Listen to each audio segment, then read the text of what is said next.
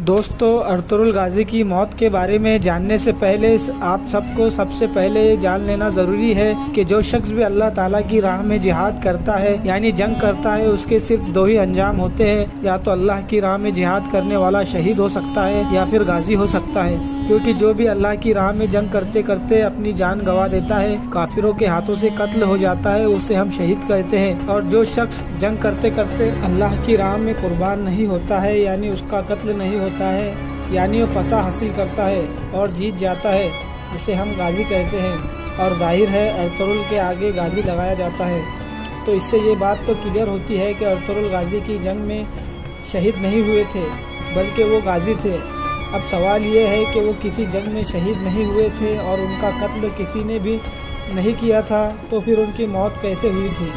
दोस्तों, जब आप तारीखी किताबों में इस चीज़ को ढूंढने की कोशिश करेंगे तो आपको इतिहास से ये मालूम चलेगा कि 1279 में जब अर्तुगरुल गाजी काफ़ी बूढ़े और काफ़ी कमज़ोर हो गए थे, तो उन्होंने अपने कबीले की सारी जिम्मेदारी और कबीले का सारा निज़ाम अपने सबसे छोटे बेटे और होशियार बेटे उस्मान गाजी को दे दिया था।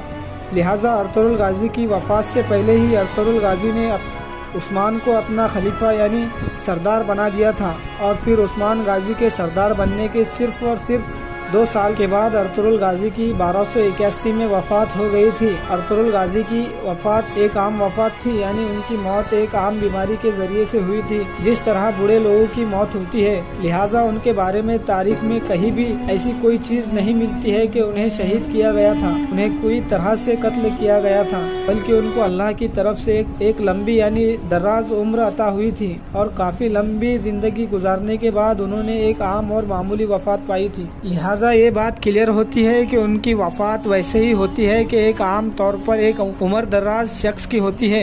लिहाजा बात करते हैं उनकी कब्र कहाँ पर है। उनकी कब्र आज तुर्की में सोगुत शहर में मौजूद है और उन्हीं के बाजू में उनकी बीवी यानी हलीमा सुल्तान की कब्र मौजूद है।